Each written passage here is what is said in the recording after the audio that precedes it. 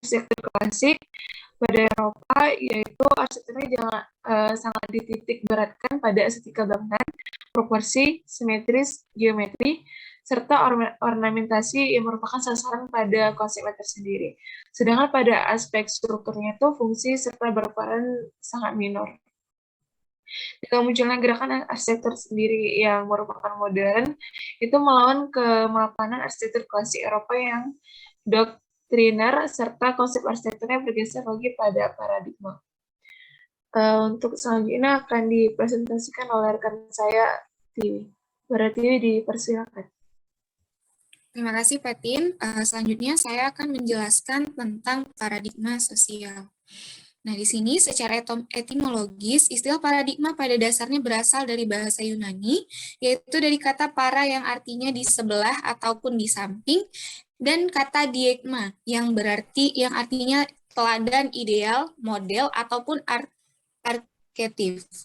Sedangkan secara terminologi, istilah paradigma dapat diartikan sebagai sebuah pandangan atau yang digunakan untuk menilai dunia dan alam sekitar yang merupakan gambaran ataupun perspektif umum berupa cara-cara untuk menjabarkan berbagai macam permasalahan dunia nyata yang sangat kompleks. Nah, selanjutnya di sini kita mengartikan secara etimologis. Mohon maaf. Selanjutnya di sini manusia merupakan makhluk sosial, yaitu makhluk yang membutuhkan interaksi dengan manusia lain. Manusia merupakan makhluk yang bersikap pemilih. Manusia memiliki sistem bahasa, ilmu pengetahuan, peralatan dan teknologi, mata pencaharian, masyarakat atau komunitas, kesenian dan juga sistem religius atau kepercayaan. Nah, di sini seperti yang kita ketahui bahwa manusia termasuk dalam makhluk sosial. Artinya manusia tidak dapat selamanya hidup sendiri. Dari mulai manusia itu lahir, belajar, lingkungan yang dihadapinya itu adalah lingkungan yang membutuhkan yang adanya interaksi sosial seperti keluarga, terutama seperti orang tua kita, yaitu ayah, ibu, kemudian adanya interaksi antar sesama tetangga. Nah, itu membentuk sebuah interaksi antar sesama masyarakat. Demikian pun bagus ini. Pakai hotspot pun nggak bisa. Maksudnya nggak bagus saya punya. Coba lagi. Itulah. Kita lanjutkan. Semakin besar lingkup interaksi sosial yang kita lakukan. Beberapa cerminan interaksi sosial yang terwujud dalam arsitektur itu bisa menciptakan kerjasama dalam hal ideologi. Paradigma dalam berteori arsitektur berkembang sejak zaman era praklasik dan sesudahnya, memperlihatkan adanya pergeseran paradigma yang dapat digunakan sebagai sumber bertema dan berteori dalam arsitektur. Selanjutnya, Fatin. Bagi-bagi. Teman-teman dapat melihat bahwa ini merupakan sebuah diagram di mana adanya pada bagian tabel yang atas ini merupakan paradigma dalam berarsitektur. Yang pertama di sini ada era praklasik. Di mana era praklasik ini perkembangan perancangan arsitektur itu sudah memperlihatkan adanya pergeseran dalam esensi paradigmanya yang dapat digunakan sebagai sumber bertema dalam berteori arsitektur. Selanjutnya di sini ada era peradaban kuno. Pada era peradaban kuno, konsep arsitekturnya sudah mendasari inspirasinya dari alam semesta yang berkaitan dengan nilai-nilai kosmos dan mitos. Selanjutnya di sini ada era kebebasan arsitektur klasik. Nah, pada era kebebasan arsitektur klasik ini, paradigma arsitekturnya sangat dititik beratkan pada estetika bangunan, sedangkan aspek struktur dan fungsinya berperan sebagai minor. Selanjutnya di sini juga ada arsitektur modern. Pada arsitektur modern ini, paradigma bergeser lagi menjadi lebih dititik beratkan pada pertimbangan-pertimbangan logika dan rasio, menggunakan teknologi dan aspek struktur dan fungsi yang dominan. Jadi pada pada paradigma arsitektur modern ini, fungsi itu sudah menjadi prioritas utama. Nah, selanjutnya di sini ada muncullah postmodern. Postmodern ini merupakan paradigma yang merangkul semua dari paradigma di atas, termasuk teori di luar dari disiplin ilmu. Mungkin untuk presentasi selanjutnya akan dilanjutkan oleh teman saya. Pada teman saya persilakan.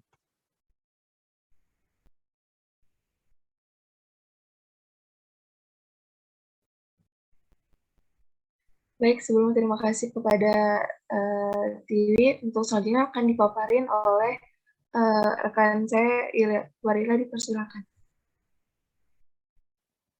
Baik, terima kasih sebelumnya. Selanjutnya, paradigma sosial. Gerge Rizer pada tahun 1992 menulis secara spesifik paradigma yang ada dalam sosiologi. Dalam bukunya Sosiologi Multiple Paradigm Science, Rizer memaparkan 3 paradigma sosial sebagai ilmu sosial, yakni paradigma fakta sosial, definisi sosial, dan perilaku sosial. Ketiga paradigma tersebut menegaskan bahwa sosial bukanlah ilmu yang berpandangan tunggal terhadap suatu pokok persoalan. Sosial adalah ilmu paradigma multi-tipe. Yang pertama ada paradigma fakta sosial. Paradigma fakta sosial ialah cara pandang yang meletakkan fakta sosial sebagai sesuatu yang nyata, ada di luar individu, di luar self, di luar subjek. Penekanannya ialah fakta sosial memiliki realitas sendiri. Garis besar paradigma ini terbagi menjadi 2, yaitu struktur sosial dan institusi sosial. Struktur sosial dapat dicontohkan seperti kelas, kasta, dan strata sosial. Institusi sosial misalnya nilai, norma, peran, dan posisi sosial. Teori struktural fungsional dan teori konflik dikategorikan oleh Rizer ke dalam paradigma ini. Sosial yang mewakilinya antara lain Durkheim dan Marx. Teori paradigma fakta sosial adalah yang pertama fungsionalisme struktural. Yang kedua ada konflik, yang ketiga sistem, dan yang terakhir ada sosiologi makro.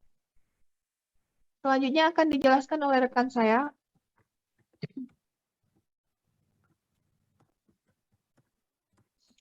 Baik, akan saya lanjutkan.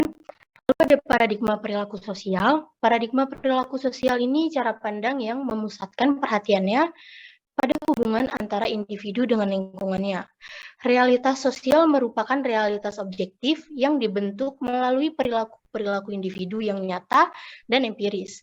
Tingkah laku individu yang berinteraksi dengan lingkungannya merupakan bentuk dari realitas sosial itu sendiri.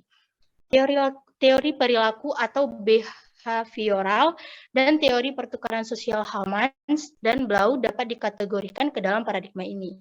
Ada teori paradigma perilaku sosial. Yang pertama action theory, teori tindakan. Itu ada dikemukakan oleh Max Weber. Dia bilang kalau misalkan perilaku ini di balik tindakannya ada perilaku antara hubungan individu. Ada hal yang saling bekerja dan berkaitan baik nih dari perasaan maupun akal. Jadi individu lain bisa berusaha untuk memahami ataupun menafsirkan. Misalnya kayak kita ada teman, dia tindakannya tuh ambis dan selalu kerja keras untuk satu tugasnya ini. Jadi saya melihat teman itu, jadi saya juga terikut dengan teori tindakan itu. Lalu yang kedua ada interaksionisme simbolik. Menurut Arisan di dalam bukunya, dia menulis mengenai karakter dasar dari teori ini, seperti yaitu hubungan yang terjadi secara alami antara manusia dan masyarakat dengan individu. Maksudnya itu dia berkembang melalui simbol-simbol yang mereka ciptakan. Simbol-simbol itu seperti gerak tubuh, kayak suara vokal, gerakan fisik, ekspresi tubuh kita, itu dengan sosial masyarakat kita yang lain.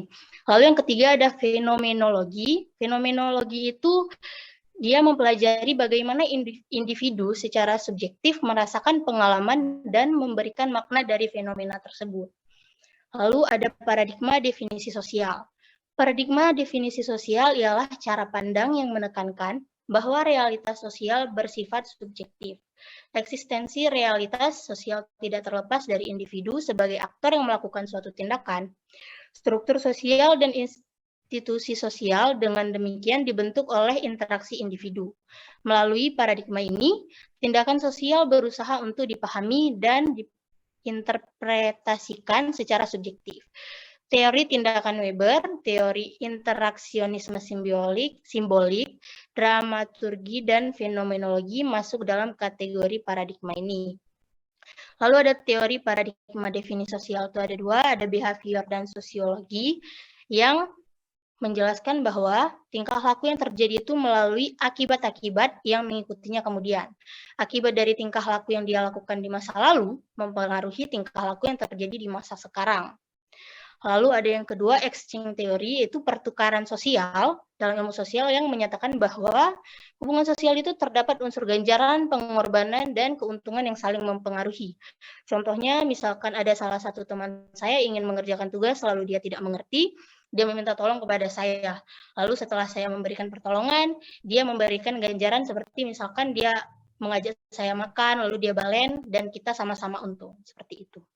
Lalu selanjutnya akan dijelaskan oleh teman saya.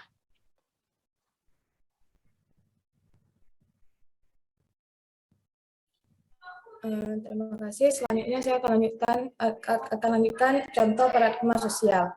Yang pertama itu Candi Borobudur. Candi Borobudur adalah sebuah candi Buddha yang terletak di Borobudur, Magelang, Jawa Tengah, Indonesia. Candi berbentuk stupa ini didirikan oleh para penganut agama Buddha Mahayana sekitar tahun 800-an Masehi pada masa pemerintahan bangsa Shailendra. Borobudur adalah candi atau kuil Buddha terbesar di dunia, sekaligus salah satu monumen Buddha terbesar di dunia. Monumen ini merupakan model alam semesta dan dibangun sebagai tempat suci untuk memuliakan Buddha, sekaligus berfungsi sebagai tempat ziarah untuk menuntun umat manusia beralih dari alam nafsu duniawi menuju pencerahan dan kebijaksanaan sesuai ajaran Buddha. Para ziarah masuk melalui sisi timur, memulai ritual di dasar candi dengan berjalan melingkari bangunan suci ini searah jarum jam, sambil terus naik ke undakan berikutnya melalui 3 undakan ranah dalam kosmologi Buddha. Ketiga tingkatan itu adalah Kamadhatu, yaitu ranah hawa nafsu, Rapadatu, yaitu ranah berwujud, dan Arupadatu, yaitu ranah tak berwujud.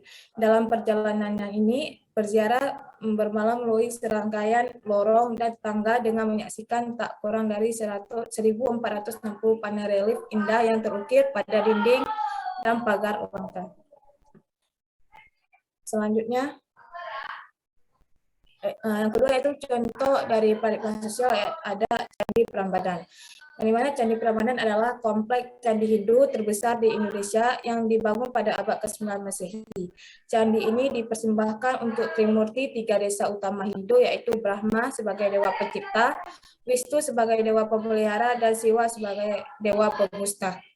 Arsitektur bangunan ini berbentuk tinggi dan ramping sesuai dengan arsitektur Hindu pada umumnya, dengan Candi Siwa sebagai candi utama memiliki ketinggian mencapai 407 meter, menjulang di tengah kompleks gugusan candi yang lebih kecil.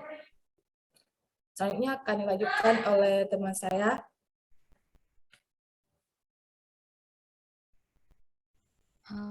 Baik, selanjutnya kesimpulan.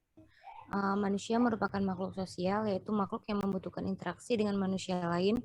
Manusia merupakan makhluk yang bersikap pemilih. Manusia memiliki sistem bahasa, ilmu pengetahuan, peralatan atau teknologi, mata pencaharian, masyarakat atau komunitas, kesenian, dan sistem religius atau kepercayaan. Paradigma sosial ialah cara pandang yang menekankan bahwa realitas sosial bersifat subjektif. Eksistensi realitas sosial tidak terlepas dari individu sebagai aktor yang melakukan suatu tindakan. Struktur sosial dan institusi sosial dengan demikian dibentuk oleh interaksi individu. Melalui paradigma ini, tindakan sosial berusaha untuk dipahami dan diinterpretasikan secara subjektif. Teori tindakan Weber, teori interaksionisme simbolik, dramaturgi, dan fenomenologi masuk dalam kategori paradigma ini. Selanjutnya. Baik, berikut merupakan daftar pustaka dari kelompok kami. Cukup sekian presentasi dari kelompok 1. Saya kembalikan lagi ke Fatin. Baik, terima kasih. Sekian pemaparan dari presentasi kelompok kami. Jika ada yang kurang, kami mohon maaf. Untuk sore ini, apa ada yang bertanya? Fatin, ingin bertanya. Iya, Zah. Oh, Dipersilakan. catatan pula. Dari Nggak bawa kelompok mana, Zah? catat. Bisa di... Jadi, Assalamualaikum warahmatullahi Bukan nih, wabarakatuh. Ya, boleh lah, boleh lah. Salam Eh, warahmatullahi. Saya Azalia Lestari dari kelompok 3 ingin bertanya. Nah, sebelumnya terima kasih kepada kelompok 1 telah memaparkan tentang human science, di mana kita menjelaskan bagaimana perilaku ataupun definisi dari si sosial atau subjektif tertentu. Nah, di sini kita akan membahas bagaimana si paradigma sosial itu. Nah, di sini ada beberapa kesimpulan dan bagaimana pertanyaannya adalah bagaimana pengaruh paradigma sosial itu dengan pertumbuhan arsitektur. Kita kan di sini membahas juga ada arsitekturnya, nggak cuma paradigma sosial. Nah, mungkin sedikit dijelaskan ataupun dijawab pertanyaan ini, itu bagaimana pengaruh paradigma sosial dengan pertumbuhan arsitektur dalam sebuah lingkungan sosial. Gitu. Terima kasih, Fatin. Baik, terima kasih kembali. Buat teman-teman lainnya, apa ada yang bertanya?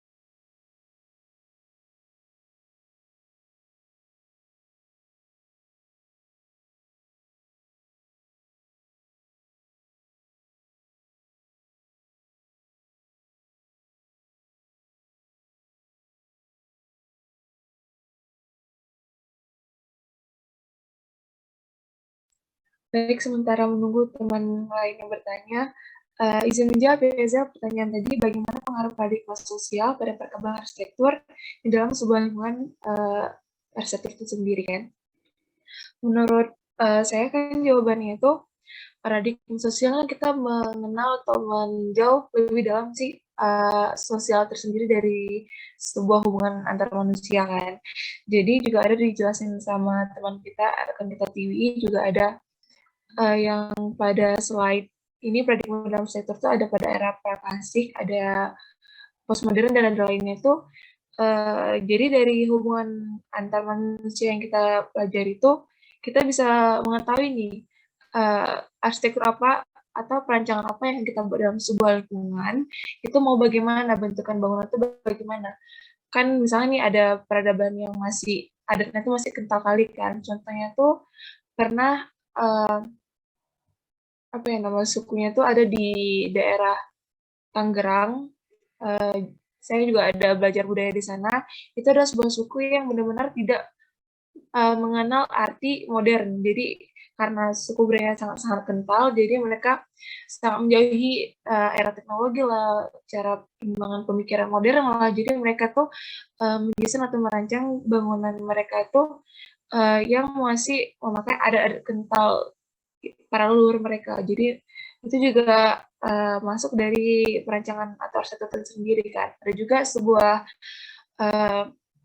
kelompok manusia yang campur nih akulturasinya. Ada yang dari tradisi dan ada juga yang pengen tidak ketinggalan zaman, kan tuh masuk ke semi modern, kan. Jadi mereka tuh membangun sebuah bangunannya tuh yang ada modernnya, nggak ketinggalan zaman, tapi tidak menghilangkan budaya mereka. Menurut saya seperti itu sih yang hubungan dengan arsitektur.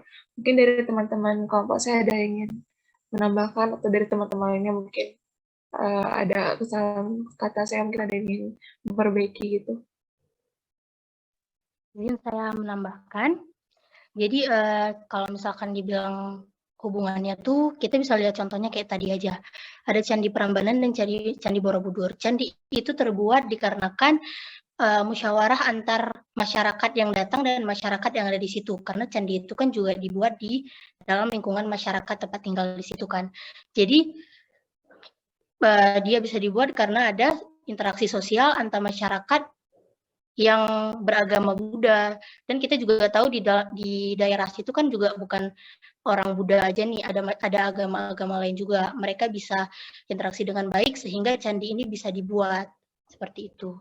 Itu dari saya. Terima kasih. Saya izin menambahkan juga, dan seperti yang penjelasan Safa bahwa candi-candi yang sudah dibahas sebelumnya itu tercipta karena adanya interaksi sosial antar sesama masyarakat di sana, dan juga setelah candi-candi ini dibangun juga tercipta juga interaksi sosial antar sesama masyarakat di tempat itu. Jadi bisa dikatakan bahwa dari mana arsitektur itu bisa menciptakan interaksi juga setelah adanya bangunan tersebut, tercipta juga interaksi sosial antar sesama masyarakatnya, bukan hanya sebelum tapi sesudah dibangun juga tercipta interaksi antar sesama masyarakatnya. Mungkin itu penambahan dari saya. Bagaimana Azel, apakah bisa diterima? Berarti terciptanya interaksi sosial dari candi itu dengan sosial lain, berarti setelah kan itu tadi kan setelah terciptanya candi. Nah, berarti apakah si sosial yang mungkin yang bukan dari asli dari si orang-orang yang suku candi, suku yang komitmen ada candi itu, bagaimana yang lain yang mungkin yang kan kita kan pro kontra kan, kalau ada sesuatu itu kan pasti pro kontra. Terus bagaimana yang lain yang belum menerima adanya candi itu tuh gimana? Itu kan interaksi sosial itu terjadi pada saat perkembangannya agama Buddha. Jadi kalau untuk sekarang interaksi sosial yang dilakukan di sana tuh bukan lagi cuman untuk beribadah. Kalau dulu kan interaksinya itu untuk sebagai tempat beribadah kan. Tapi kalau sekarang interaksinya itu udah lebih kayak tempat wisata gitu loh. Jadi fungsinya itu juga berubah sesuai masanya gitu. Jadi kalau misalkan awalnya dulu itu candi tercipta karena untuk beribadah gitu kan. Fungsinya selain itu untuk ibadah pada saat itu, tapi untuk saat ini sudah berubah fungsi gitu loh. Maksudnya bukan lagi hanya sebagai tempat ibadah, tapi juga adanya tempat untuk rekreasi gitu. Kan ini juga tolerir, semua agama bisa masuk ke sini untuk sekarang gitu loh Zel. Oke, terima kasih Tiwi untuk jawabannya. Oke, terima kasih. Yang lain juga. Mungkin dari teman-teman yang lain ada yang kurang jelas dan ingin ditanyakan kembali, kami persilahkan.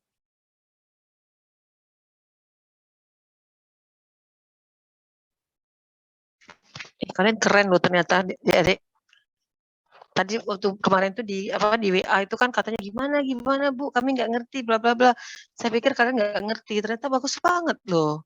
Presentasinya bagus, pertanyaannya bagus, jawabannya bagus. Untuk teori ini susah sebenarnya. Jadi kalau kalian bisa pemapar kayak gitu tuh, ya bagus loh, seneng dengarnya. Applause ya buat kalian ya. Itu baru pertama aja presentasi udah seneng. Ya kan Pak Masdar ya, Pak Masdar. Bu, bagus betul, Bu. Nah, ya maksud pertama kali ada referensi, ada jurnal lagi satu ya. Iya, bagus kalian, bener. Ya, referensinya cuman bagus lah, orang buku atau jurnal tuh yang ya. Ya. Nanti di share di grup ya ini presentasinya ya. Karena kita perlu menilai. Jadi tadi kan belum, karena tadi juga saya putus-putus nggak tahu kalian, saya nggak dengar kalian presentasinya. Iya. Tapi pas baca-baca gini ya bagus sih, bagus banget. Tolong nanti dituntut kami nilai ya. Taruh di share di grup ya presentasi ini barusan ini. Bahannya Bu ya. Bahannya ya. Bahannya ya. Berikan PDF aja biar ringan Bu ya. Iya Bu, ya apa.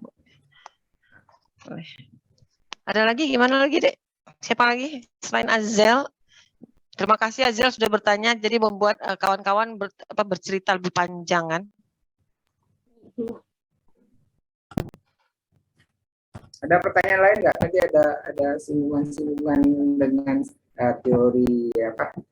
Ada tadi Marx, ya. Ada tadi tentang fenomenologi juga disinggung. Ada yang tanya-tanya nggak tentang itu? Terminologi yang bingung boleh nanya.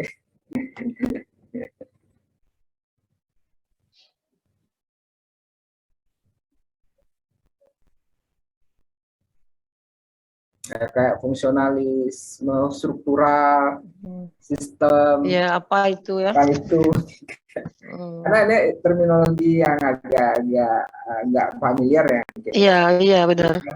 Jadi Iya, iya. yang baca yang presentasi mungkin ngerti ya. Iya. Karena dia yang baca kan, tapi ada kawan-kawan yang lain coba baca, nah mungkin bisa bertanya sih. Atau gini, yang presentasi nanya ke kawannya. Apa iya, ya maksudnya? Gantian iya, kalian yang nanya. Boleh, nanti saling menjawab. Nggak apa-apa, karena ini kan panggungnya tuh milik kalian yang presentasi. Jadi kalian boleh apa aja gitu. Nggak cuma menjawab, tapi boleh bertanya. Karena di sana nggak ada itu, susah kali pakai hotspot, nggak bisa.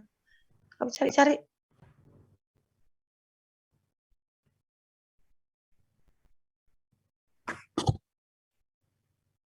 Baik, terima kasih banyak kepada Ibu Izi dan Pak Masdar. Sebelum ini saya mau nanya pendapat teman-teman nih. Kan mungkin ada beberapa yang udah ambil mata kuliah perencanaan permukiman kan, perumahan dan pemukiman.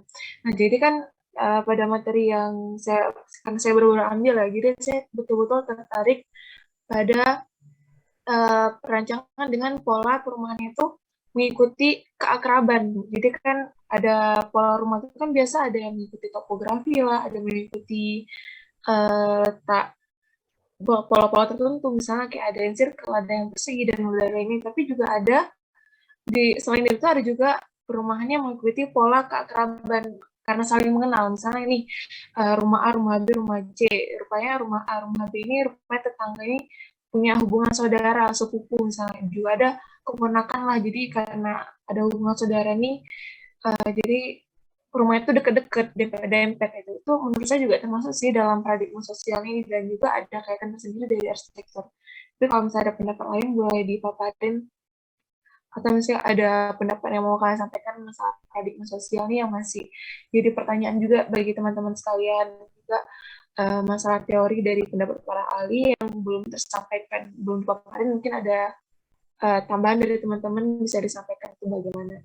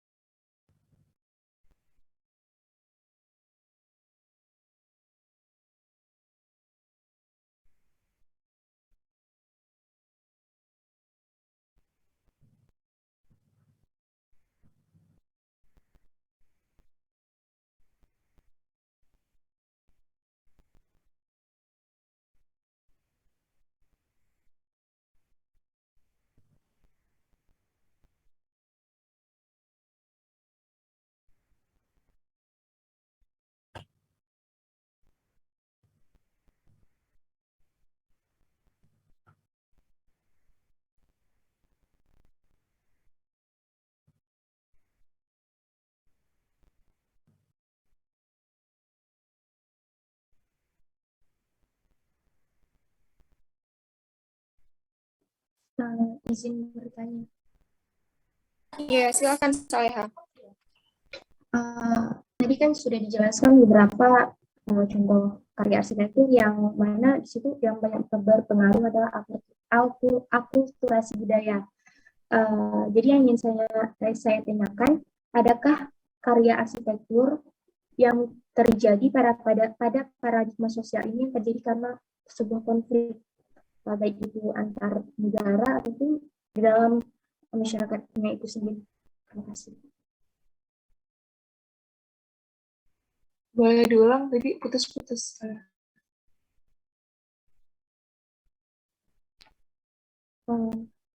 Sudah terdengar, Fatih? Sudah. Tadi kan sudah dijelaskan beberapa contoh karya arsitektur di mana di situ sangat bersinggungan dengan akulturasi budaya. Yang ingin saya tanyakan, adakah contoh karya arsitektur di dalam paradigma sosial ini yang berkaitan dengan sebuah konflik yang terjadi, baik itu antar negara ataupun di dalam masyarakatnya itu sendiri? Terima kasih.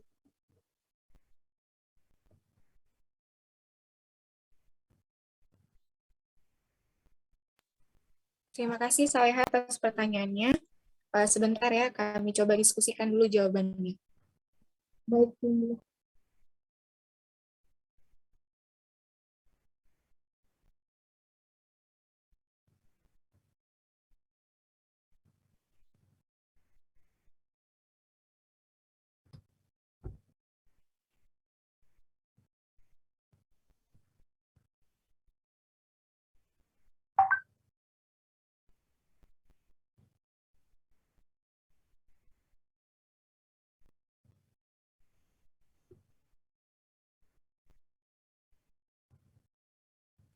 Baik, saya mencoba menjawab pertanyaan dari Saleha. Yang pertanyaannya itu konflik yang menyebabkan apa Saleha tadi pertanyaannya konflik yang menyebabkan ini ya perubahan dari segi arsitektur ya. Terbentuknya sebuah arsitektur atau perubahan milik. Baik, terima kasih. Dari seperti yang kita lihat, arsitektur di Indonesia itu dipengaruhi oleh beberapa budaya, seperti salah satunya budaya dari Belanda. Nah, pada saat itu kan Indonesia sedang sedang konflik ya. Negara kita tuh sedang dijajah oleh orang Belanda, dan secara nggak langsung budaya-budaya Belanda itu masuk ke dalam arsitektur yang ada di Indonesia. Seperti banyak peninggalan-peninggalan yang bisa kita lihat seperti itu. Peninggalan-peninggalan Belanda, gedung-gedung di Belanda yang gedung-gedung di Indonesia yang arsitekturnya itu bergayakan Belanda. Jadi kalau misalkan ditanya contoh, cukup banyak ya contohnya. Kita bisa lihat kayak gedung yang ada di sekitar kita itu kayak gedung Bank Indonesia itu merupakan salah satu kan gaya arsitektur dari daerah luar seperti itu. Jadi kalau misalkan ditanya ya cukup banyak contohnya itu. Yang salah satunya budaya yang masuk pada saat terjadi konflik itu kayak budaya dari Belanda seperti itu Saleha. Apakah bisa diterima? Atau mungkin dari teman-teman saya yang lain ada yang ingin menambahkan, saya persilahkan.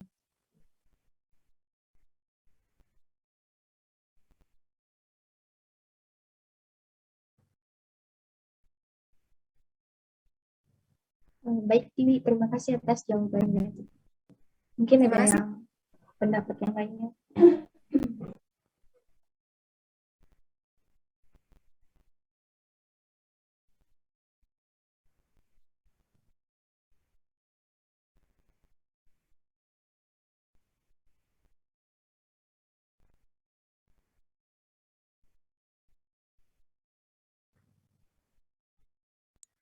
Nah, kalau misalnya dari saya, kebetulan kan karena saya juga kemarin ada belajar di pertukaran mahasiswa, kan juga ada budaya-budaya sana yang saya baru tahu banget ya, tentang akulturasi gabungan dari pada masa Belanda dulu. Nah, kemudian untuk contoh ini ada Masjid Jami Kalipasir yang letaknya di Tangerang, di pedalaman Tangerang. Jadi masjid ini tersendiri juga desainnya tuh dari saat ini gabungan Cina sama Belanda nih. Ini ada tampak di bagian ukiran bunga teratai di atas ini, dan juga pada desain atap bangunannya. Jadi masjid ini tersendiri juga ada ini karena dulu pada zaman dahulu tuh pada masih ada masa-masa penjajahan ya, dan juga ada beberapa makam di sampingnya. Jadi pembangunannya itu juga ada budaya Cinanya di sini. Padahal ini kan masjid tempat ibadah, tapi ada apa tuh desain Cina di sini, ada atapnya. Menurut saya ini juga salah satu contoh ya dari desain yang merupakan ada karena budaya orang lain. Menurut saya sih, mungkin ada yang ditambah dari teman-teman yang lain juga bisa.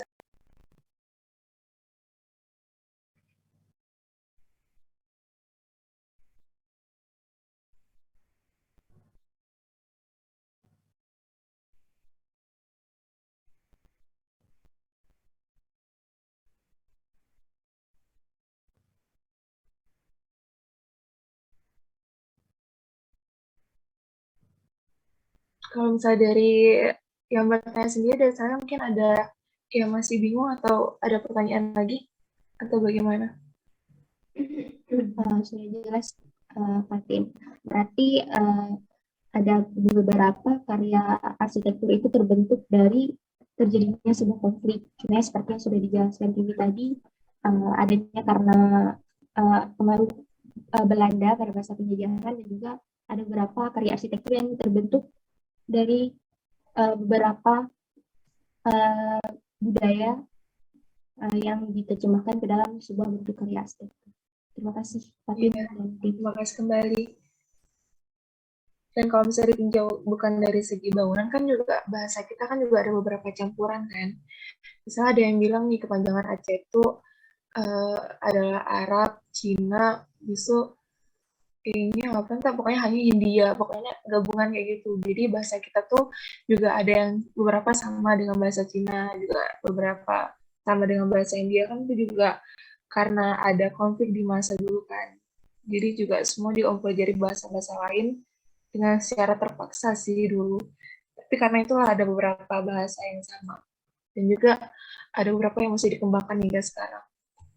Menurut saya seperti itu.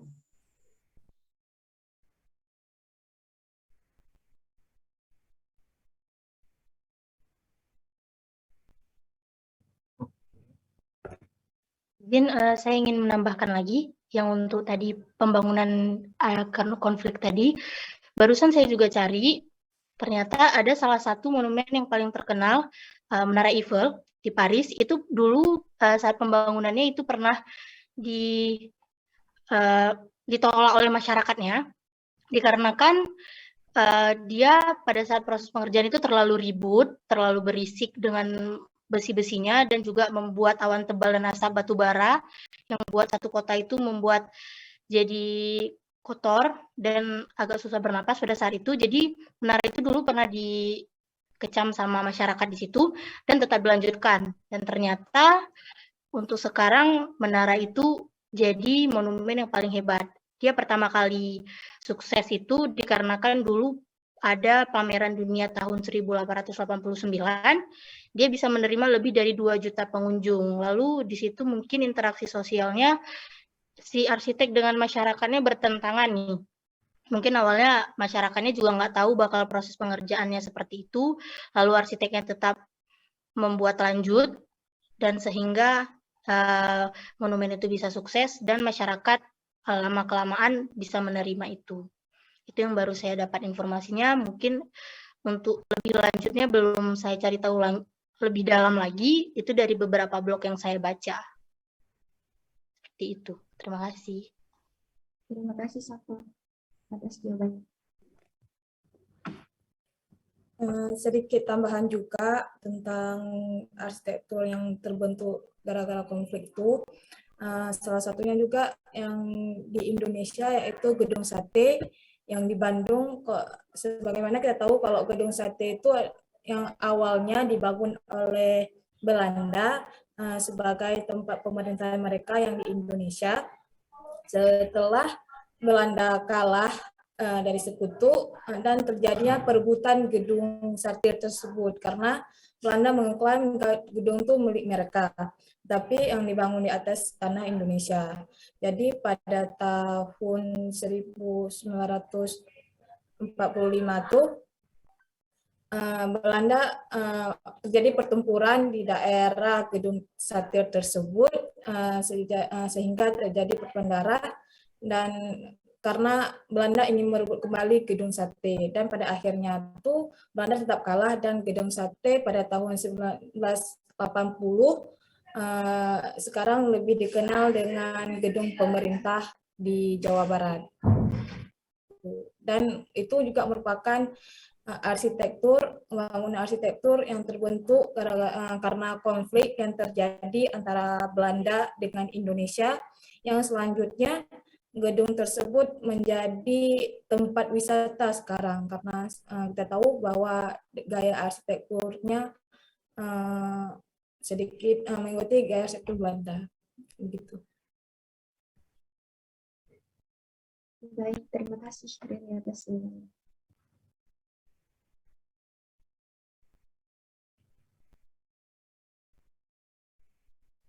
Mungkin dari kawan-kawan yang lain ada yang ingin bertanya atau ada yang kurang jelas ingin ditanyakan, dipersilakan. Saya ingin bertanya. Ya, silakan Fail. Mungkin ini menyinggung dari pernyataan Fatin tadi ya, mengenai rumah-rumah yang dibuat itu karena ada kedekatan sosial ya. Rumah-rumahnya berdekatan gitu kan. Nah, apa efeknya dari pola-pola rumah yang berdekatan, yang keunggulannya itu apa-apa aja? Mungkin lebih dekat orang-orangnya dan kendalanya tuh apa aja? Karena kan kalau dengan pola-pola rumah yang dekat itu kan bisa jadi juga dia berisik ya gitu jadinya. Suaranya masuk ke rumah-rumah lain. Nah, itu bagaimana hubungannya dengan paradigma sosial? Mungkin bisa dijelaskan?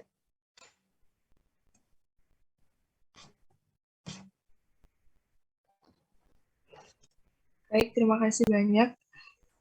Untuk hubungan menurut saya dari paradigma sosial ini kan dari sama yang paradigma sosial manusia merupakan makhluk sosial yaitu membutuhkan interaksi manusia satu dengan manusia lainnya yang merupakan makhluk yang bersikap memilih. Jadi dari yang saya pelajari sebelumnya itu pada perumahan pemukiman adanya pola yang disebabkan karena keakraban dari warga sekitar tuh memiliki keunggulan tersendiri, misalnya dengan menjalin keakraban yang lebih dalam karena juga saling ada hubungan darah, jadi mereka tuh lebih akrab satu sama lain. Dan kalau misalnya masalah sistem berisik tuh itu menjadi kekurangan sih dari peninjauan karena pola mereka tuh sudah saling dekat kan. Dan juga kalau misalnya dari segi arsitektur perancangan itu kalau misalnya ditinjau lebih jauh itu lebih terkesan bertumpuk kayak gitu, bertumpuk jadi tidak ada space yang juga dari segi estetikanya juga kurang. Tapi kalau misalnya dari segi sosial tuh betul-betul sangat sangat bagus di sini karena kan juga saling mengenal satu sama lain. Menurut saya seperti itu sih. Mungkin dari teman lain ada yang ingin menambahkan? Dan saya ingin menambahkan juga, ini juga ada kaitannya dengan yang saya jelaskan tadi, paradigma definisi sosial.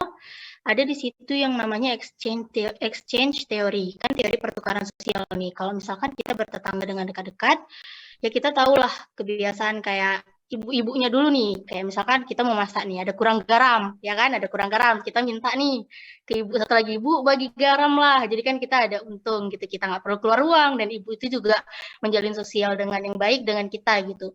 Jadi kayak misalnya ibu tuh nggak ada belimbing nih minta ke kita, itu keuntungan dengan pola rumah yang berdekatan dengan tetangga, kedekatan satu sama lainnya jadi lebih dekat. Kalau itu dari ibu-ibunya, kalau dari bapak-bapaknya itu pasti setiap pagi mereka nongkrong di warung kopi.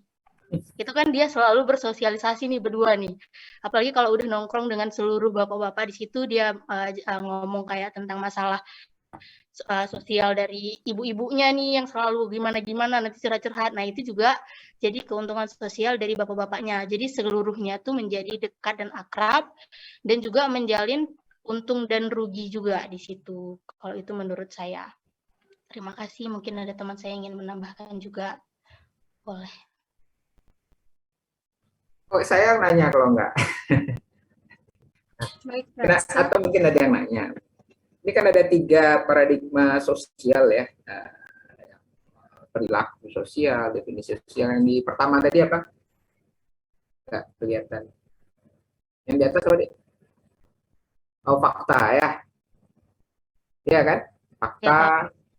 Ya, Pak. Ada 3. Itu kira-kira ada perbedaan ketiganya itu seperti apa sih intinya? Dan mungkin bisa diberikan contoh dalam konteks arsitektur lah misalnya. Tadi memang sudah disinggung tadi oleh Safa Marwa, tapi mungkin dari yang lain masih kurang jelas ya, saya mewakili aja sih. Jadi kalau ini saya tambahkan. Silakan kelompok penyaji biar nggak ini. Ya, fakta sosial, perilaku sosial, definisi sosial gitu. Silakan kelompok penyaji yang ini. Safa Marwa kayak menguasai bahan juga ya. Banyak tahu dia. Silakan. Atau mungkin ada yang lain mau ini nimbrung. supaya ini aja ada sedikit diskusi ya. Saya mancing aja sedikit, saya akan nambahin. Silakan kelompok penyaji. Boleh juga yang lain sih. Kira-kira inti perbedaan kurang lebih dari fakta sosial, perilaku sosial, definisi sosial.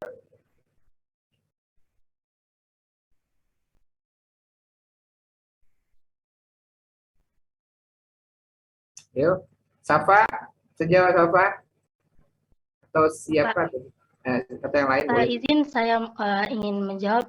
Menurut saya, kalau misalkan dari ketiganya ini, yang pertama ada paradigma fakta sosial. Kalau di fakta sosial ini dia menekan dengan faktanya itu, kayak penekanan memiliki realitasnya sendiri, garis besarnya kayak emang fakta yang terjadi di sosial itu. Terus kalau misalkan perilaku sosial, dia lebih menjelaskan tentang tindakan-tindakan masyarakatnya, kayak perilaku antara satu individu dengan individu yang lain. Kalau misalkan definisi sosial, dia menekankan bahwa realitas sosialnya itu bersifat subjektif. Kalau itu menurut Safa. Dia kayak sama kayak yang dijelasin tadi, realitas sosial itu tidak terlepas dari individu sebagai aktor yang melakukan suatu tindakan. Kalau itu definisi sosial. Ya, cukup bagus. Yang lain? Gimana? Sedikit tambahan, Pak. Oh, boleh. Hairani ya, silakan. Untuk fakta sosialnya sendiri, seperti contoh yang sudah kami jelaskan sebelumnya, yaitu seperti konflik yang terjadi. Konflik antara Belanda dan Indonesia yang terjadi. Sedangkan contoh dari perilaku sosial seperti yang sudah Safa jelaskan, interaksi yang terjadi di lingkungan sekitar. Misalnya tadi yang Safa jelaskan tentang interaksi ibu-ibu dan interaksi bapak-bapak di lingkungan permukiman. Sedangkan dengan definisi sosial itu terjadi karena realitas atau bersifat subjektif yang terjadi di lingkungan tersebut, seperti sikap atau kebiasaan terjadi di lingkungan tersebut. Ada yang nambahin? Izin menambahkan, Pak. Silakan. Siapa? Tiwi, Pak. Oke, Tiwi ya. Silakan. Saya paradigma perilaku sosial itu dia itu lebih menekankan pada fakta-fakta yang udah ada, seperti kayak misalkan kayak misalkan interaksi sosialnya itu berdasarkan strata sosial gitu. Strata sosial itu memang sejak dahulu sudah ada gitu, jadi itu menekankan kepada fakta-fakta yang sudah ada. Terus kayak misalkan kasta dan kayak kelas-kelas pembagian kelas. Jadi secara kita tidak sadar, arsitektur itu juga memiliki kelas-kelas tersendiri, dari segi bangunannya, mungkin dari segi konsepnya gitu loh. Kayak misalkan perumahan yang ada di tempat kita itu kan ada perumahan tingkat perumahan mewah seperti itu. Jadi ada kayak fakta-fakta yang memang sudah terjadi seperti itu. Dan kalau misalkan kayak perilaku sosial itu kayak memang gimana arsitektur itu bisa menciptakan interaksi sosial antar sesama masyarakat atau sesama manusia gitu. Jadi dengan adanya desain yang ada gitu dapat menciptakan interaksi sosial juga antar sesama manusia atau sesama makhluk hidup lah, bisa kita bilang. Dan juga kalau misalkan paradigma definisi sosial ini lebih bagaimana teori-teori itu bisa menciptakan suatu arsitektur. Kayak misalnya di sini ada behavior dan sosiologi gitu. Bagaimana lingkungan dan sosial itu bisa menciptakan arsitektur. Menurut saya seperti itu, Pak. Bagus ya. Saya tambahkan kata kuncinya sebenarnya pada kasus fakta sosial ya, pertama itu yang berlaku di situ sistem ya.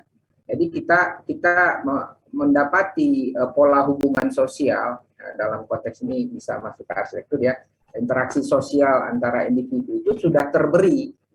Ya, posisi kita atau individu itu hanya sebagai pion ya. Nah, ngerti maksudnya pion ya? Kita itu masuk ke sebuah sistem yang sudah jadi, ya, struktur yang sudah jadi, sistem atau struktur kurang lebih sama, yang udah kita nggak bisa ngapa-ngapain gitu. Istilahnya tidak ada kehendak bebas di situ. Jadi sudah terbentuk. Ya, contohnya mungkin kalau dalam struktur sosial lah contohnya kan. Di struktur sosial itu kalau menurut tadi ada fakta sosial menurut pendekatan teori Marxisme, struktur sosial itu terbentuk karena latar belakangnya modal sih sebenarnya. Bagaimana modal itu diperebutkan. Modal ya, modal dalam tanda kutip bisa kekayaan atau macam-macam antara yang dikuasai oleh kaum berjuis ya, yang menindas kaum proletar, kan gitu dia. Jadi intinya itu adalah modal yang diperebutkan dan itu sudah terbentuk. Jadi struktur itu dalam sejarah itu struktur itu terbentuk karena benturan struktur ini kelas tadi, benturan antar kelas sosial yang disebabkan memperebutkan modal. Jadi yang menguasai modal itu dikatakan sebagai kaum berjuis ya. Kalau sekarang itu kapitalis gitu ya, kata si ini. Nah, yang lainnya itu adalah orang yang selalu melawan penindasan itu yang dinamakan dengan proletar. Jadi selalu dalam sejarah itu konflik itu terjadi konflik ya, struktur sosial itu pada dasarnya adalah antara kaum terbentuk oleh perbedaan modal gitu kan. Jadi orang yang punya modalnya kuat, dia bisa pegang kekuasaan, dia bisa menentukan sistem. Dia bisa buat undang-undang gitu kan. Nah, kita masuk ke situ tidak punya daya gitu, istilahnya tidak punya kehendak bebas. Ya, nah, itu dikatakan dengan fakta sosial tadi, dan itu dikatakan strukturalisme, gitu kan. Struktur itu kita nggak punya kehendak bebas. Ya, kalau dalam arsitektur tradisional kan sudah ada hierarki sosial yang sudah terbentuk gitu kan. Seperti mungkin kalau kenapa istana itu diletakkan posisinya di tengah di bagian yang paling sakral penting gitu kan. Kemudian kelas sosial pekerja di bagian yang paling ujung gitu kan. Jadi struktur dari bangunan atau arsitektur itu juga mengikuti struktur dari perbedaan kelas karena dilihat dari kemampuan dia menguasai modal atau kekayaan. Jadi orang-orang yang itu kan teori Marxis kan seperti itu. Beda lagi yang teori yang lain, misalnya berdasarkan kelas agama misalnya. Ada yang ulama yang paling yang kiai posisinya di pesantren misalnya, biasanya di daerah-daerah yang strategis itu kan. Nah, kemudian ada hierarki kedua, ketiga, dan keempat. Sama juga tadi berdasarkan mitologi tadi kan ada Rupadatu, Kamadatu, Rupadatu, dan Arupadatu. Itu kan struktur yang terjadi karena kepercayaan atau mitologinya. Nah, itu sudah ada, maksudnya kita ikut dengan sistem yang sudah ada. Ya, sama juga dengan ini kan, kita tinggal di Aceh, bahasa itu juga dikatakan, bisa juga dikatakan fakta ya, fakta sosial, karena kita lahir besar di Indonesia, maka kita mau tak mau ngikuti struktur bahasa Indonesia atau mengikuti struktur bahasa Aceh misalnya. Jadi maksudnya kita tidak punya kehendak bebas di situ. Ya, dalam pola hubungan sosialnya ya kita ikut aja, ikut arus lah istilahnya kan. Nah, itu dikatakan dengan fakta sosial. Kita ikut arus, tidak bisa membentuk arus sendiri. Nah, kebalikan dengan definisi sosial. Kalau definisi sosial, kita jadi aktor, kita yang bisa ubah sistem. Nah, tadi kita ngikutin sistem sama sekali, nggak punya kehendak bebas. Udah kita sama kayak orang bangun sekolah kan.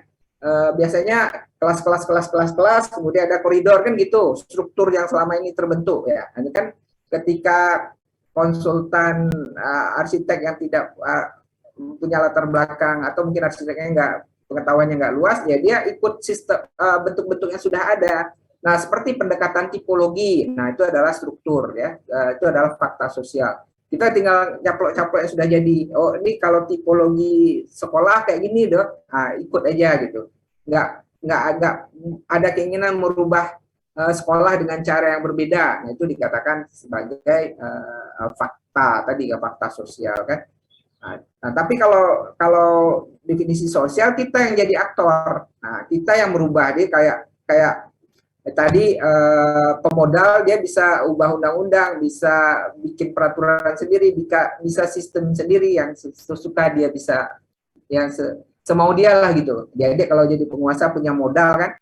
Nah, biasanya kalau udah jadi pemodal, kadang-kadang pengen jadi pejabat gitu, dan seterusnya kan banyak gitu kan. Nah, kita bisa ubah. Kalau sistemnya nggak kita sukai, kita bisa ubah sistem. Nah, itu jadi posisi itu dikatakan definisi sosial. Nah, kalau perilaku sosial itu adalah posisi dua, peran aktor dan lingkungan itu saling mempengaruhi. Jadi antara masing-masing individu di dalam paradigma perilaku sosial, dia saling mempengaruhi. Jadi kita mempengaruhi lingkungan, atau lingkungan sosial juga dalam konteks hubungan antar manusia, tapi lingkungan sosial juga memberikan dampak pada kita. Jadi ada irisan di situ ya, ada irisan bahwa kita mempengaruhi lingkungan mempengaruhi kita. Itu dikatakan dengan perilaku sosial. Jadi yang ekstrimnya tadi apa? Ya, pendekatannya tadi fakta sosial, kita jadi ya kita ikut dengan bagaimana pola hubungan yang sudah ada. Seperti mungkin rumah Aceh kan. Nah, itu kan terbentuk dari struktur sosial, interaksi sosial yang di mana posisi perempuan jadi utama dalam hierarki mungkin kan. Karena itu namanya rumah inong. Kemudian bagian biliknya itu ada hierarki lagi ditinggikan kan. Seramo, likut dan ke-nya itu lebih rendah. Kemudian ada kolong gitu kan. Itu kan interpretasi dari pola hubungan sosial gitu kan, yang dibentuk oleh sistem yang sudah jadi. Ya, sistem di Aceh itu kayak gitu. Jadi sistem interaksi sosialnya itu menyebabkan terjadi fakta sosial. Jadi bapak-bapak yang bukan muhrimnya nggak boleh ke atas tuh, kayak itulah pola hubungan interaksi sosialnya. Yang bukan muhrim nggak boleh naik rumah gitu kan. Yang laki-laki pun jarang balik. Kalau dulu ya strukturnya dulu. Jadi pas kita hadir dengan struktur kayak gitu, teh ikut. Atau ketika adik-adik pergi ke kampung Baduy, nah, itu kan dia punya struktur sosial sendiri gitu kan. Dia sudah ada fakta sosial di situ, sudah ada sistem. Jadi nggak boleh hidupin ini, nggak boleh itu. Nah, adik kita masuk ke sana, adik ikut sistem. Nah, itu yang dikatakan tidak punya kehendak bebas. Itu dikatakan dengan fakta sosial. Jadi ketika kita datang ke kampung Baduy dengan aturan yang ketat, ya kita jadi berperilaku seperti orang Baduy kan. Nggak boleh kalau berperilaku misalnya hidupin listrik, nggak boleh pakai genset, nggak boleh pakai AC, nggak boleh, atau barang-barang material modern, nggak boleh pakai HP, nggak boleh kan. Jadi nggak boleh ke kampung Baduy kita, ada larangan kayak gitu. Tapi di tempat lain kan boleh. Nah, itu dikatakan dengan fakta sosial. Jadi kita ikut. Tapi beda ketika kita punya kekuasaan, atau mungkin tiba-tiba ketua Baduynya tadi pimpinan suku Baduynya tuh pengen ada perubahan. Nah, karena dia punya kekuasaan, punya modal gitu kan, punya kekuasaan, dia ubah sistemnya, udah ada boleh internet. Ya, itu kan dia menjadi aktor di situ, sehingga berubahlah kampung Baduy itunya. Yang dulu mungkin strukturnya seperti itu, bahan-bahannya dari material alami diganti atapnya seng, mungkin yang lain-lain dan seterusnya, sehingga berubahlah, sehingga dia merubah struktur ya, merubah struktur sosialnya, sistemnya menjadi sistem yang baru. Itu jadi aktor dari situ. Nah, posisi tengahnya yang tadi, posisi tengahnya itu adalah perilaku sosial. Jadi saling mengisi gitu kan, saling individu mempengaruhi individu yang lain, tapi individu yang lain juga mempengaruhi kita. Nah, itu bagaimana interaksi terjadi. Ini mirip dengan proses adaptasi ya, adaptasi dalam akulturasi budaya misalnya. Ketika terjadi interaksi antara Arab dengan Aceh misalnya, Aceh kena pengaruh Arab gitu kan, Aceh kena pengaruh Arab, berarti kita sebagian kita mengadopsi. Jadi orang dari dalam mengadopsi sebagian dari tradisi dari luar, tapi orang luar pun tidak serta-merta dia juga tidak berinteraksi sosial, dia juga beradaptasi dengan cara berakulturasi. Jadi Arabnya menjadi Aceh juga. Itu proses dua arah namanya kan. Tapi kalau satu arah namanya ada faktor yang tadi ya, apakah posisi kita sebagai pion saja, sebagai pion, jadi posisinya biasa lemah, inferior, nggak bisa ngapa-ngapain, pasrah, atau posisi yang sebagai penjajah yang lebih dominan gitu kan. penjajahannya seperti ketika Belanda pertama kali masuk, dia kan interaksi sosialnya udah dibentuk oleh sistem yang dia mau gitu kan. Nah, termasuk arsitektur. Ya, dia cuma meminjam yang dari luar dipakai bulat-bulat Indonesia, walaupun nanti ada masalah-masalah gitu kan, baik masalah iklim juga masalah sosial dan seterusnya lah gitu. Nah ini mungkin kasarnya lah perbedaan ketiga tadi ya, fakta sosial, perilaku sosial, dan definisi sosial. Nah itu seperti itulah. Ya, seperti juga arsitektur juga sama ya, dia yang mempengaruhi apakah kita ikut dengan struktur yang sudah ada ya. Sosial yang sudah ada, ya kita tinggal nimbrung, nggak ya udah ikut sistem lah, namanya pasrah lah istilahnya kan, pasrah. Jadi tidak ada kehendak bebas, atau memang total punya kehendak bebas seperti tadi dia jadi aktor. Nah, jadi total kita jadi aktor, bisa ngapa-ngapain, bisa rubah struktur, bisa apapun lah gitu. Atau mungkin posisi tengah gitu kan, saling mempengaruhi. Jadi masing-masing individu itu punya peran ya, punya perannya masing-masing lah gitu. Saya kira mungkin seperti itu. Terima kasih Bapak atas jawabannya. Ya, ada yang lain? Izin bertanya, Pak. Oh, boleh. Berarti Pak, kalau dari penjelasan Bapak tadi, paradigma yang fakta sosial itu bisa juga berubah ke definisi sosial, Pak? Bisa, kalau nanti dia dari pion pasrah, kemudian ingin melakukan sebuah perubahan gitu kan, dia harus berubah jadi aktor gitu kan, jadi aktor. Nah, biasa berubah jadi aktor ya itu ya sebuah proses lah. Nah, banyak juga kan kasus-kasus yang seperti itu dalam sejarah gitu kan. Awalnya dia jadi pion, kemudian jadi aktor. Ya nabi-nabi kan sering juga. Nabi kan biasa kan hidup jadi pengembala, Nabi Musa atau Nabi Rasulullah kita juga kan. Sepertinya mereka pada kelas sosialnya emang ada kebanyakan skala sosial yang tinggi, tapi peran di masyarakat karena nggak terlalu kelihatan gitu kan. Banyak juga kita lihat orang yang bisa naik kelas, orang-orang naik kelas ketika dia punya modal gitu. Tetapi memang kebanyakan fakta-faktanya kalau dari kita merubah, terutama kita berada dalam posisi kelas sosial, yaitu kelas sosial yang sudah terbentuk di bawah, itu usaha yang dilakukan, ya, usaha atau energi yang diperlukan untuk merubah keadaan itu akan lebih berat ya. Contohnya adik-adik yang besar lahir dari keluarga yang berkecukupan lah, itu dari lingkungan yang kelas sosialnya, sosial ekonomi yang cukup tinggi, ya itu nggak masalah dengan sekolah, dia bisa sekolah pas dari kecil sudah les, kemudian lingkungannya sudah belajar gitu kan. Ada terbiasa dengan bisnis ya, anak-anak konglomerat, orang-orang hebat lah biasanya, mereka akan lebih mudah sih mengubah keadaan lah istilahnya. Tapi yang orang-orang dari bawah itu 1-2. Jadi ada beberapa riset mengatakan memang kita pada hakikatnya agak susah merubah struktur. Ya, struktur yang sudah jadi ya, itu makin kelas sosial kita makin rendah, itu akan energi yang diperlukan untuk merubahnya makin berat.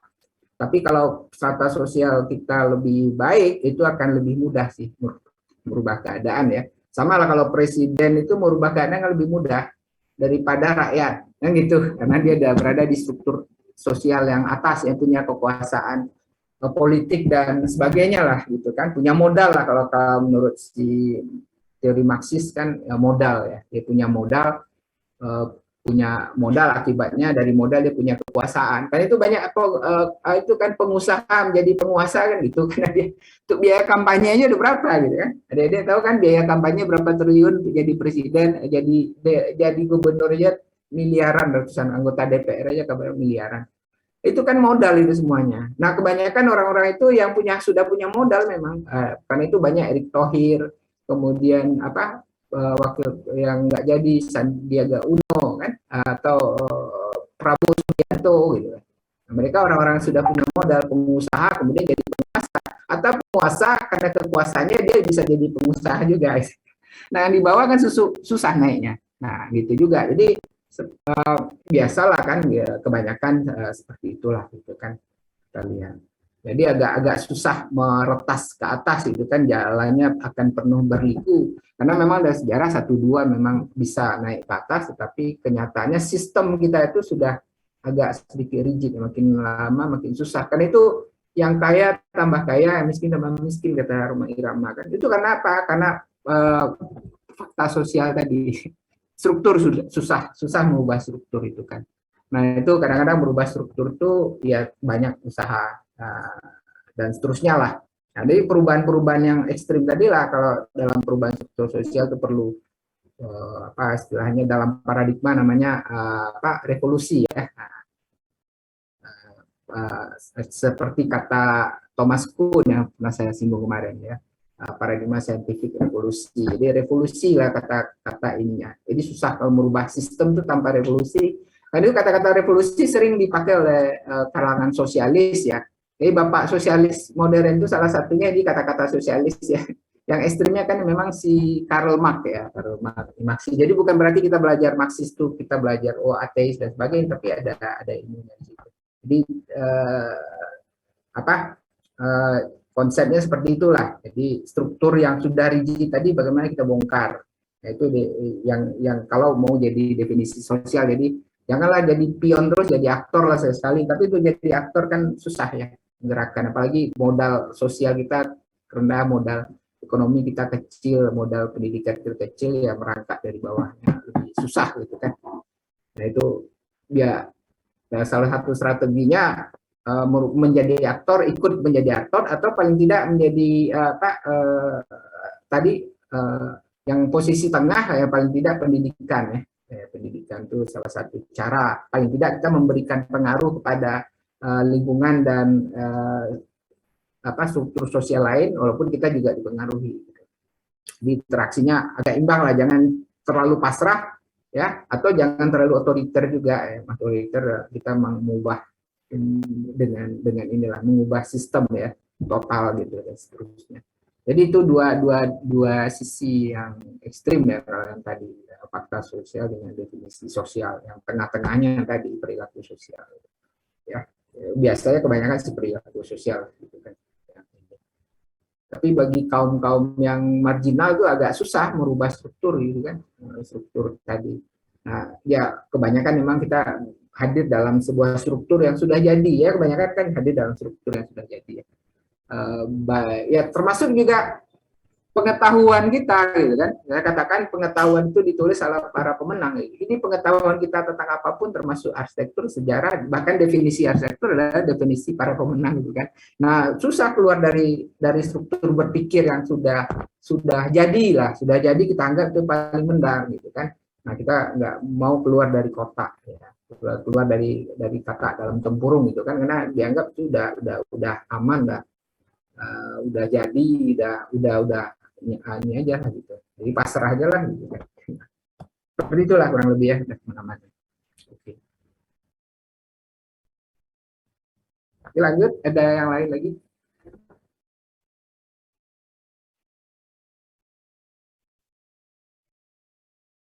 Ya sama, kalau saya lihat seperti ini struktur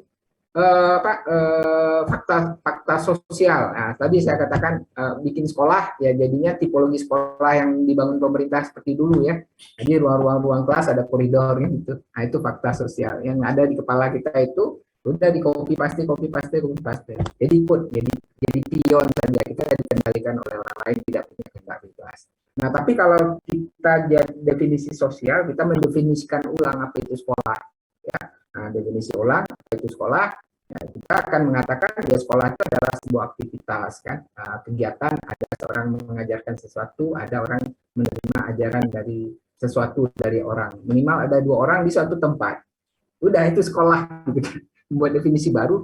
Jadi sekolah bisa seperti apa saja ya, kita kenal lah beragam sekolah, seperti sekolah alam ya. Sekolah alam di Bali kan, di mana-mana kan udah musim tuh sekolah. Sekolahnya juga sekarang kita ini sekolah selama pandemi gitu kan. Nah, sekolahnya mana ada koridor, ruang-ruang kelasnya di rumah masing-masing gitu kan.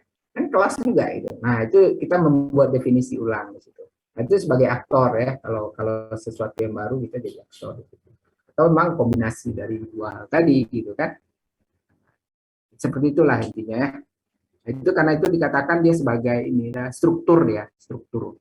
Nah, ada di teori sejarah sempat juga kita tinggal tentang strukturalisme ya, bukan dalam pengertian strukturnya itu adalah pembagian beban, tapi struktur pengertiannya adalah sistem. Nah, jadi dalam sebuah sistem yang baku, yang kuat, kita hanya sebagai aktor gitu kan, ikut dengan aturan-aturan yang ada. Ya kan? Kalau di Indonesia undang-undang kita harus pakai KTP, kita ikut pakai KTP.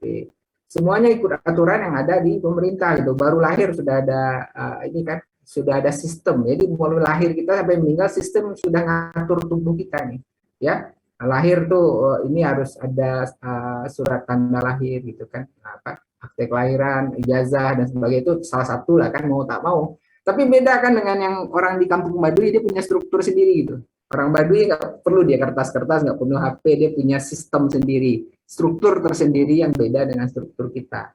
Nah itu yang ini kan itu kita masuk ke kawasan Baduy, kita ikut struktur mereka gitu.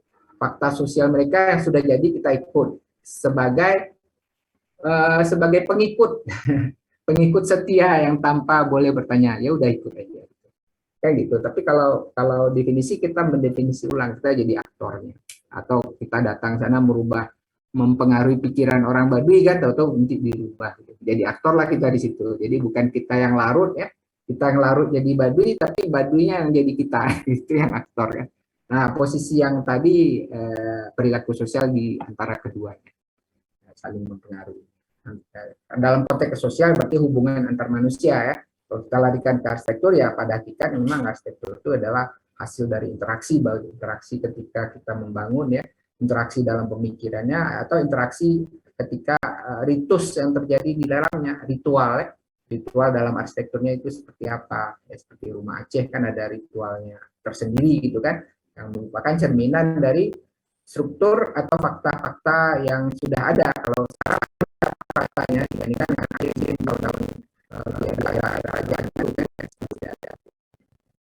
Itu rumah yang sekarang faktanya dari antara bisnisnya rumah itu, tapi ini ada pasar sosial. Jadi ya seperti itu. Oke. Ada yang lain? Untuk dari suku Baduy sendiri kan maksud saya mempelajarinya supaya mereka udah terpecah dua, Pak. Ya, ada Baduy dalam, ada luar ya. Oke. Iya benar, ada yang masih dikenal lebih dahulu, ada yang sudah mulai tapi mereka masih memilah apa yang mereka bisa terima, apa yang mereka nggak bisa terima gitu. Ya, betul. Baduy dalam yang strukturnya rigid ya. Jadi sistemnya masih rigid dan tidak berubah sama sekali, lama dan 20, tapi paling di dalamnya nanti ada aktor lagi. Ada definisi sosial baru gitu kan, pimpinan itu ada pengaruhi ya, ada interaksi sosialnya, dan dari luar karena proses interaksi saling mengisi ya, jadi posisi yang ada kan dalam sosial ya. Jadi dia sudah dipengaruhi karena dia berinteraksi sosial dengan masyarakat di luar negeri gitu kan, dan sebagainya, maka dia ada autor dari situ, ada beberapa autor buat dia, kemudian dia diberikan beberapa keringanan lah dalam perilaku sosial, interaksi sosial yang ada di sana, termasuk dengan aspek ini gitu kan.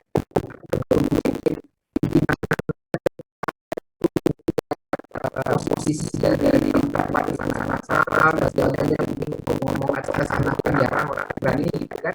Jadi bagi yang tengahnya mungkin sudah mulai cair gitu kan. Jadi segregasi sosial perbedaan kelas disebabkan oleh sistem hari ini mungkin makin berubah ya kan. Jadi ada pengaruh. Nah itu ada aktor yang berbasis sistem ini, sistemnya berada di tengah-tengah. Jadi masyarakat perilaku sosial atau kelasnya berdua ada saling mempengaruhi kan, yang masih bawa yang lama tetapi juga kena pengaruh yang baru. Tapi kalau yang total ada bandingnya udah dari tahun ini, sudah total banyak yang atau bukan lagi dengan cara yang banyak permisifnya seperti itu. Ya, yang lain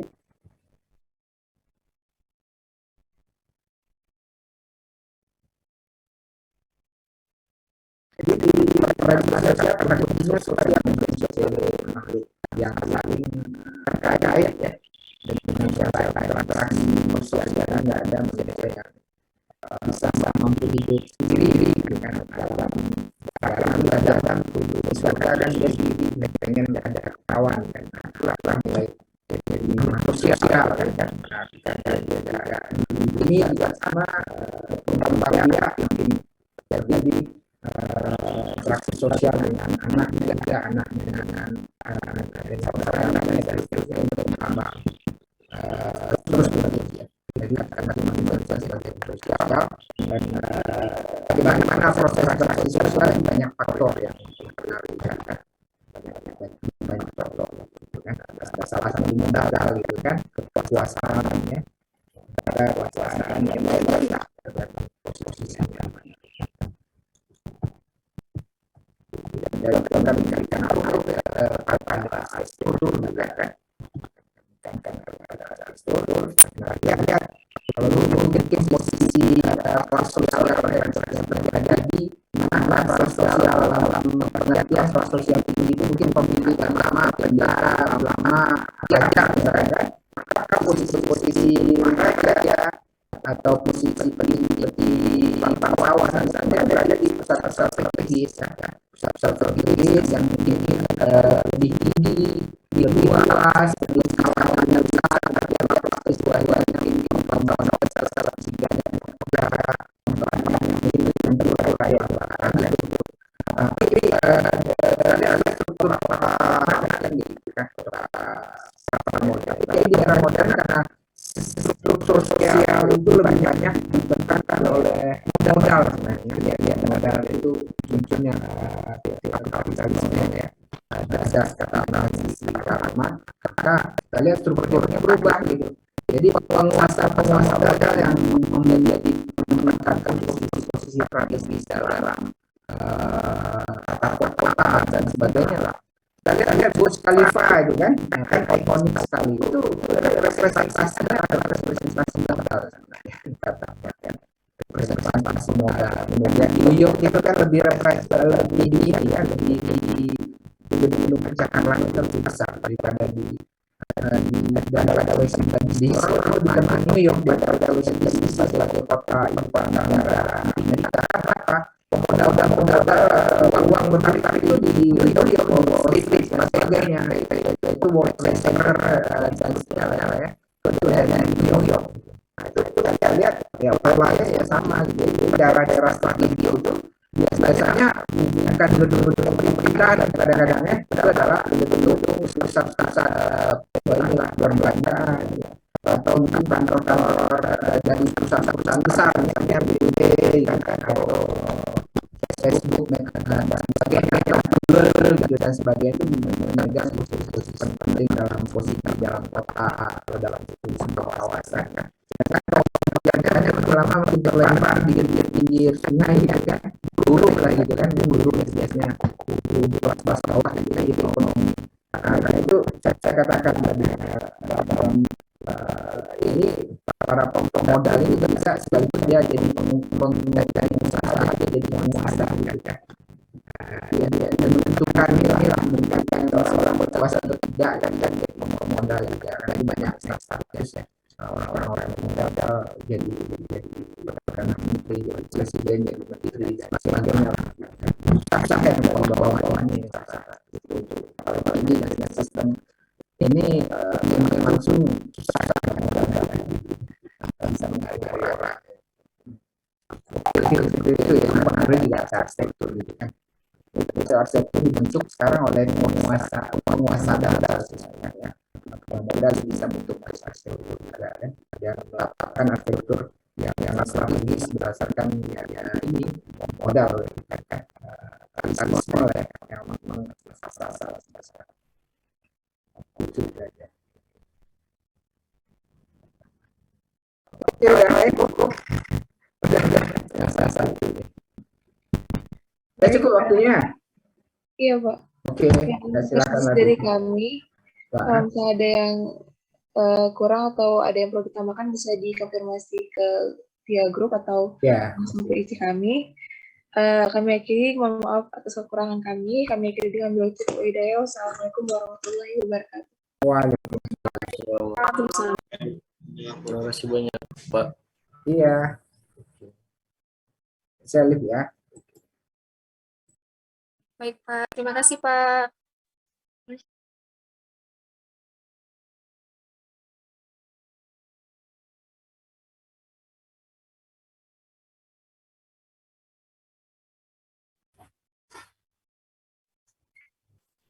Sí.